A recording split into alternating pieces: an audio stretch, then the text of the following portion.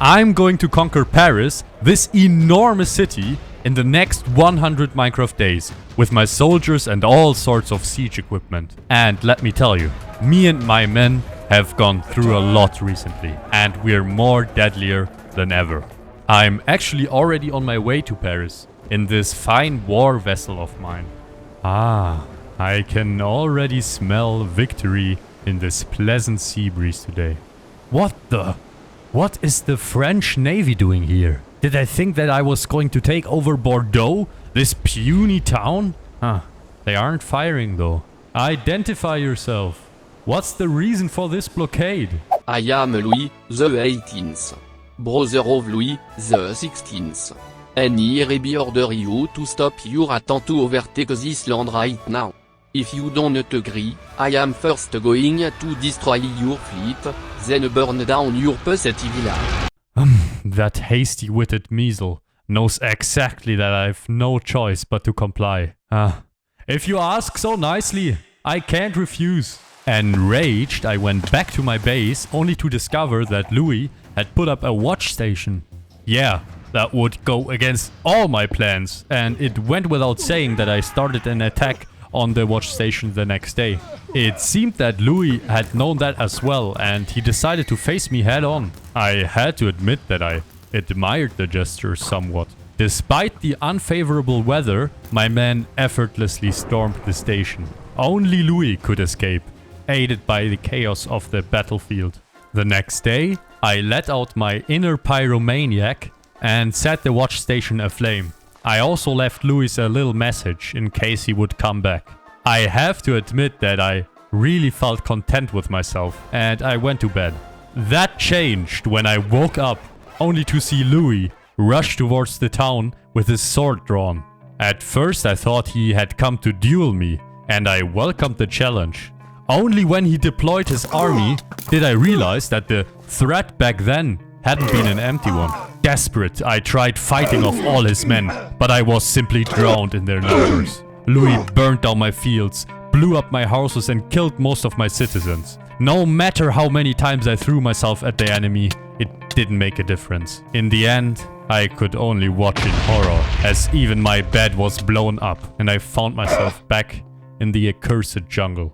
After an arduous journey, I came back only to find my army camp in complete ruins. The heart-wrenching sensation I felt at that moment, surprisingly, didn't come from having lost all those human lives, but from having lost Ekil and Leshpot. And after tending to the most urgent problems, I finally noticed the enormous message floating in the air. I have Ekil? I have Ekil? My sorrow immediately turned to anger. Dying in battle was honorable and the flow of life, but dying in captivity was worse than dying by choking on a banana. On day 105, I fixed most of the damage the attack had caused. To my absolute surprise, I found that one of my 4 hunting dogs had survived. I named him Vengeance to help me keep focused on my newfound goal. The next day, I built a wall around the army encampment. I also put 4 of those sturdy gates in each cardinal direction and built this enormous lookout tower. I followed the wise words of Nim Chimpsky. Give orange me. Give eat orange. Me eat orange. Give me eat orange. Give me you. And prepared to steal resources to grow my army. I couldn't yet afford to anger the Western countries, so I went to the jungle natives. On my way there, the last survivor of this Italian ruin attacked me. When he realized his ambush had failed, he pulled Vengeance with him to his grave. If Vengeance was in my shoes, he would have wished for me to carry on.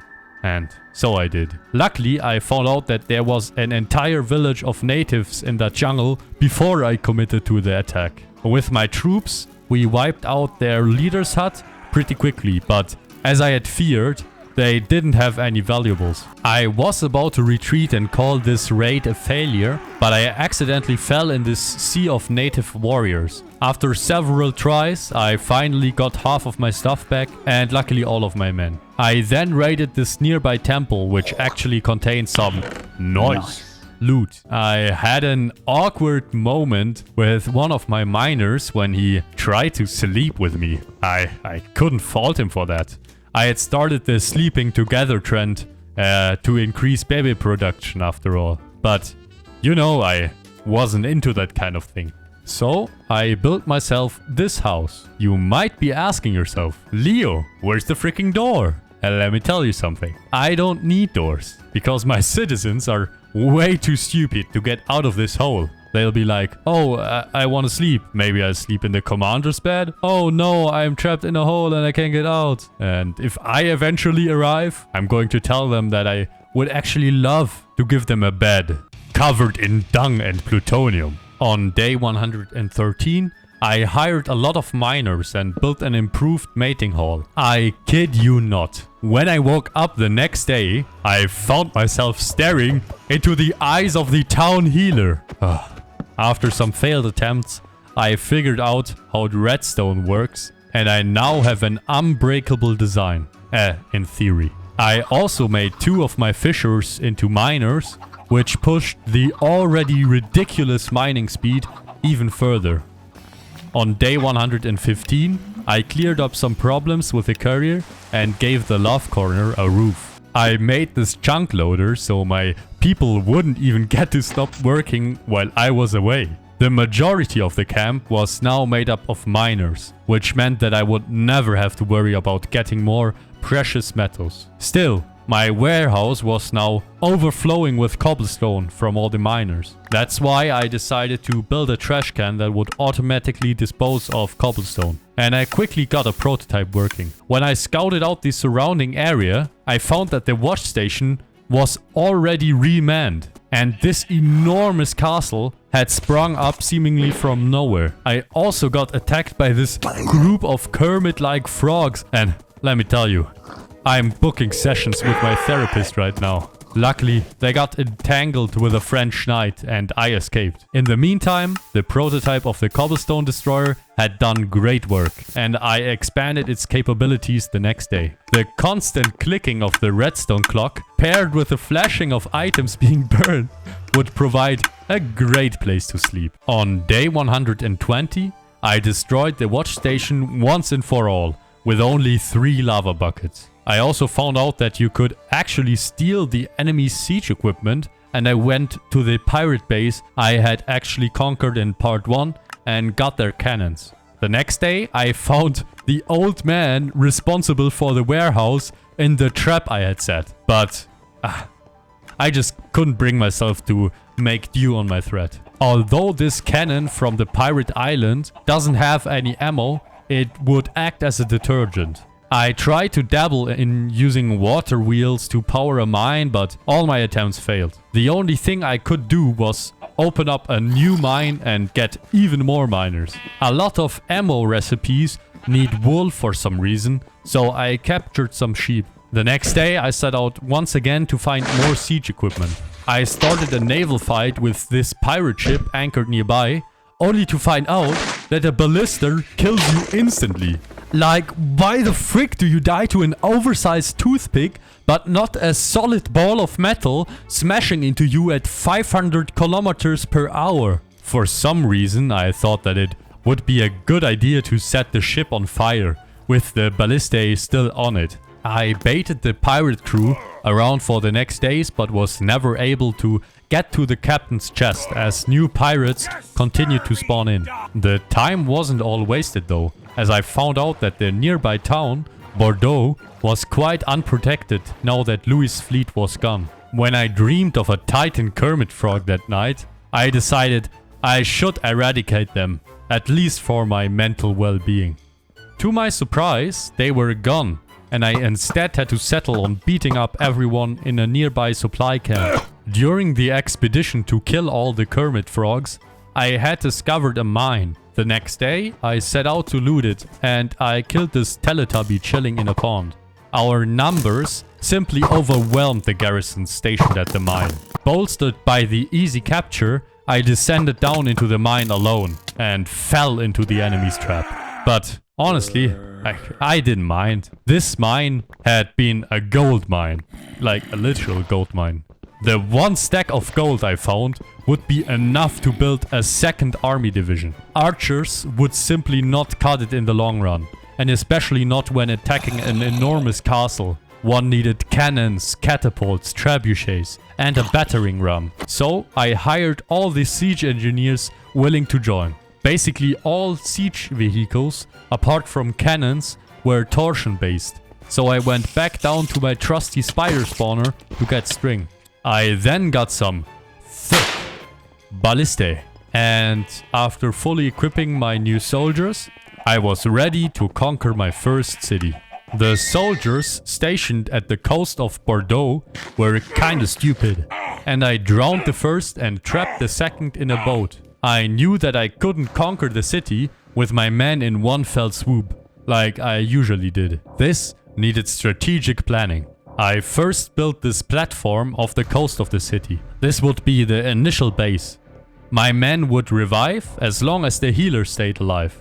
And I would like to see someone try to attack 5 ballistae, 2 cannons, and a trebuchet head on. When all the troops were deployed, I would then run towards the city, lure out the soldiers, and my men would then mow them down like wheat. Luckily, the army food rations only ran out when we had just secured the landing. Else the army might have just been wiped out by the time I came back. I tried to lure out the garrison in the walled-off part of town, but they didn't bite. During the entire attack, this anti-naval tower had been constantly killing my men using powerful ballistae. So I decided to pay them back in kind, and I redeployed my siege engineers not far away from the tower. I breached their gate, disabled the ballistae, and stormed the tower with only a few of my trusted men. I killed off the rest of the enemies not in the walled-off part of town, and had to stop for a moment. Oh yeah, the founder of this town has a magnificent dong. Now that the first part of the plan was complete, I got more food and ammo. On day 143, we started our attack on the heart of the town. Under the cover of my archers, I was eventually able to find my way to the bank. A major point keeping my army camp from growing was the fact that we couldn't trade with any city. Now that I had access to a bank, I could finally use all the gold coins I had amassed. As soon as I opened the way for my soldiers to advance directly into the guards' towers, the battle was as good as won. We cleaned out the last pockets of resistance, and I actually found a secret Mythbuster lab. Jamie looked me deeply in the eyes and then offered to sell me this extremely strong diamond gear. I sailed home so fast that I could have competed in the World Championship. I dropped off my soldiers and got all my gold. And it was well worth it. Sharpness 5, baby!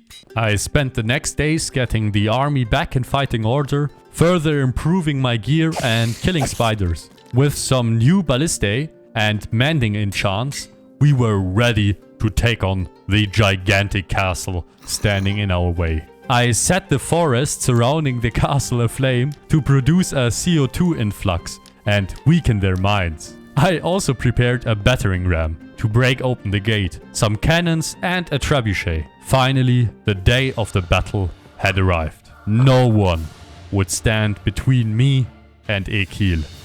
While the archers and the ballistae men kept the enemies near the battlements suppressed, I started destroying the gate. For some reason, there was a button at the bottom of the gate, which automatically opened it. Yeah, I have no idea who thought that was a good idea. My soldiers were getting shredded by the archers hiding within the castle, so I destroyed the second main gate and broke into the treasury. That would make them focus a majority of their defense on guarding the corridors leading towards the Lord's chambers. Under the cover of my archers, I then simply built my way up to the top. I gathered a few men the next day and let the slaughter start. When we had gotten a firm hold on the top of the castle and I died once, I gathered all my men to storm the castle. Under the well-trained slashes of my men, the enemies perished left and right, and we advanced into the heart of the castle. A desperate counterattack by the last guards pushed us back quite a bit, but their death was inevitable. We broke through the castle roof, into the common room, and finally into the chamber of the lord of this castle. I don't know why the lord fought back, even though he was outnumbered 30-1. It might have something to do with the fact that we disturbed him in his intimate affairs. I obviously said sorry to his wife for killing her husband and, you know, interrupting them and all that. Yeah. Now that the castle lord was dead, they wouldn't pose a threat to my army. So I left and decided to focus on increasing the defenses of my base in case Louis decided to retaliate. I basically increased the height of my wall, placed down several ballistae guarding each cardinal direction, and built some windows using iron bars. Through all my battles, I hadn't forgotten Équille and my ultimate goal, to conquer Paris. I had already formed a solid plan, and for that, I needed to go into the Nether. I also got some carrots from the city I'd conquered. I'm sure they won't mind. And now we have everything to initiate Mission Platypus. Do you see that enormous fortress over there? Yeah, I have to actually get in there and gather key intelligence on its weak points if I ever want to reach Paris. I was planning to use the 8 minutes of invisibility to their full effect. My attention was somewhat diverted when I noticed this enormous castle/mansion. I was nearly 100% sure that it was one of Louis' personal ones. To my utter surprise, the guards actually managed to lock onto me through the invisibility potion. But I didn't care. A spontaneous plan had already formed in my mind. Before the guards trying to encircle me could react, I teleported up to Louis' personal room and killed his guards. With the 2 entrances blocked off, I was left alone in a room with Louis' wife. If I remember correctly, this is the armor he usually wore to battle. And now it's mine. I didn't enjoy interrogating Louis' wife, but she eventually told me that Louis was keeping Équille in Paris's infamous dungeon, which is located under the largest tower. When I had gotten the information I wanted, I left as fast as I had arrived. Although I hadn't found many vulnerabilities in the fortress, the armor was well worth the trip, and I enchanted it even further. I woke up the next day to the sound of my archers ringing the alarm bells. I clambered up to my lookout tower and immediately saw the face I had dreaded seeing most. I ignored my beating heart and shouted, "Louis, do you think this new suit of armor suits me?" To my surprise, that made him so mad that he started throwing eggs at me. That totally didn't fit his image of a dignified ruler, and he didn't give up. I felt like something fishy was going on, so I acted like I was hit, dropped down the tower and closed all the gates. As fast as I could, I deployed my archers and my siege engineers. My intuition was right, and Louis had actually brought the entire royal army. They didn't beat around the bush and immediately started killing all my innocent miners. What posed the greatest threat though were the cannons stationed only meters away from my wall. I was fairly confident that the wall could take a hit or two, but a frontal attack from 6 cannons? We of course employed the usual tactic of letting hot liquids rain down from the battlements, but as I'd feared, the cannons turned my wall into Swiss cheese in no time. And the enemy used that breach perfectly to launch the first attack. I couldn't completely patch up the breach now, it would only be blown up again. I needed to disable those cannons. My surprise attack on the siege equipment using lava buckets was somewhat effective, but I soon ran out and got suppressed by the enemy soldiers. I went back to get more, but I was already too late. The cannons had completely wrecked the wall, and hundreds of enemy soldiers were rushing into the camp. Desperate, I tried patching up the wall, but I couldn't hold my ground against hundreds of soldiers. I barely managed to flee and actually fell into this pond. The enemies fell over me like wolves. The only way out of this was by burying through the earth. This time I successfully planted a lava bucket in the midst of the siege equipment, which turned the already chaotic battlefield into anarchy. I used that chaos to get back to base and try to patch up the breach. I constantly had to fend off enemy soldiers and explosive shells, only to barely be able to fix it. While the soldiers inside my base were focused on killing my men, I started assaulting them. But soon I realized that even with them being focused on killing my men, one blade could simply not beat them all. So, in the heat of battle, I decided to found a new battalion, the Diamond Fist. I grabbed all the diamonds I had, crafted the necessary equipment, and then it was time to test my men in battle. Strengthened by the call to defend their families, they made short work of the men inside the castle. It was time for the counterattack. Together with my men, we opened the gate and stormed outside. You can bet that we drove them out like the dogs they were. I left my men stationed back home in case it was a ploy and followed the fleeing Louis. Our battle lasted for an entire day, each of us not willing to admit defeat. I first thought that Louis was once again trying to catch his breath when he disengaged and ran towards a nearby mountain. To my utter shock and horror, he actually activated a pile of explosives nearby. I first thought that he was going to commit suicide, but he actually survived and escaped. Although it was disheartening, continuing to pursue would be pointless. I spent the following days retrieving the left behind cannons, re-equipping all my citizens and otherwise fixing up the base. I also added additional turrets and thickened up the wall. My soldiers obviously needed a reward for their perseverance, so I gave each of them a shield. To conquer the fortress, I also needed a bigger army, which is why I killed more animals and crafted more soldiers. It took me quite a while to equip all the soldiers and craft enough ammo, but I was finally ready to bring down the enormous fortress.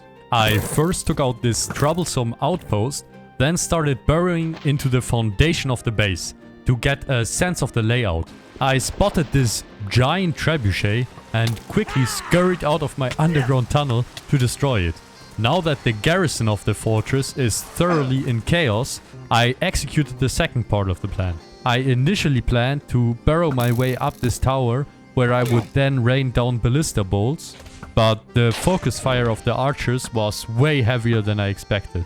Instead, I dropped down to the courtyard and burrowed into a random wall to set up a base inside the actual fortress. I hit the jackpot this time and actually directly entered the treasury.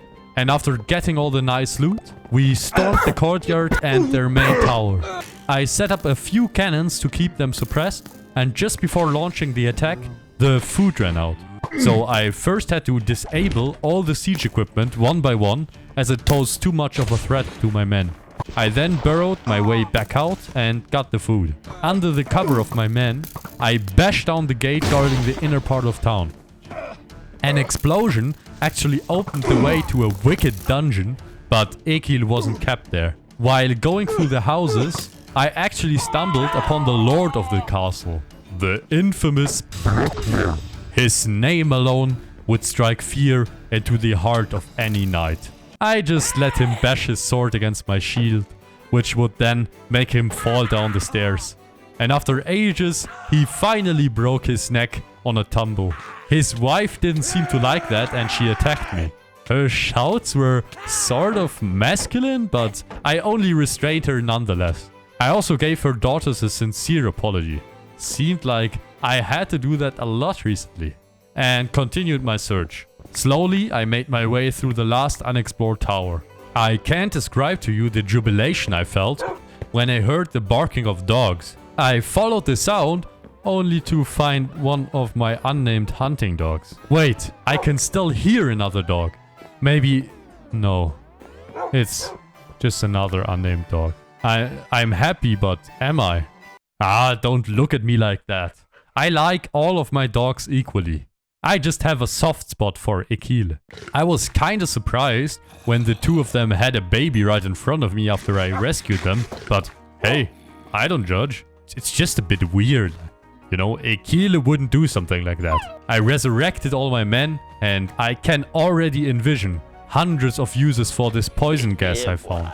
I somehow lost the baby wolf while collecting soldiers that had started wandering off. So I put out a search notice. When everything had been sorted out, I set out to gather slime balls for my final attack on Paris. Today was the day everything would fall into place. The day of reckoning.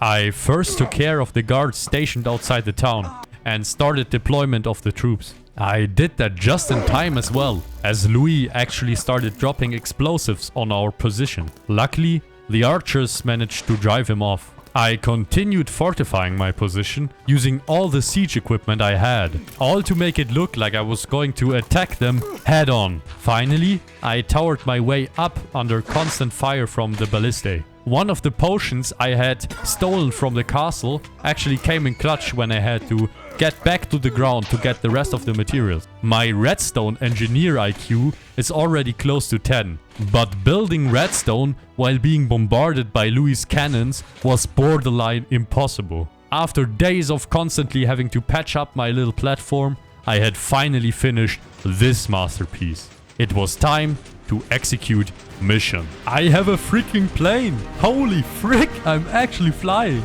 Dude, I can't believe this freaking working. Bap, boom, pow. The blindness effect should keep him occupied for a while. Now I just need to find the entrance to the prison. Using some poison gas, I finished off the town guards. You guys feel stupid? You can't do anything because you can't stab through the slits? Huh? Sorry guys, I rethought what I said earlier. I didn't really mean it that way. Come on guys, let's come to a peaceful resolution. Psych, you thought? I'm just going to block off myself and then heal up and... This was a setback, but I hadn't yet lost. I died over and over trying to approach the city. Finally, I just decided to use up my diamonds, craft new armor and use my brain for once. My stuff was already gone, but I was determined as ever to save Akil from the dungeon. Using some big brain moves, I managed to get rid of the guards as well as get some food. All the horrendous equipment I saw only made me speed up my step. When I heard the bark of a dog, I rushed towards the main room and there he was. Some sort of giant demon was guarding the cage, but he was luckily stuck. Tears of joy were running down my face. Finally. What was that just now? Where do you go, Akil? Wait. This might be a trap. I'll first have to heal up. Oh frick. Louis already here. I can't fight him in the state I'm currently in. No. Don't tell me that Akil is actually going to attack Louis. Not again. No! An indescribable mix of confusion, fear and anger arose in me. I had no idea whether this had been Louis' plan all from the start, whether I should have brought my army, or whether I should have attacked at all. Only one fact remained. Louis had just killed Akil. He had to pay for that. Both of us threw all of our might against each other. This wasn't an honorable duel, but a primal exchange of blows that would end the loser's life. After the swords had already gotten dull from the abuse, Louis fell by my blade. At first, I felt empty when I looked at his remains. Then I remembered that some of my men were still fighting outside to distract the city garrison. With a heavy heart, I got back out of the city through sacrificing my life, then gathered my men and left. On my way back, I stumbled across this fellow.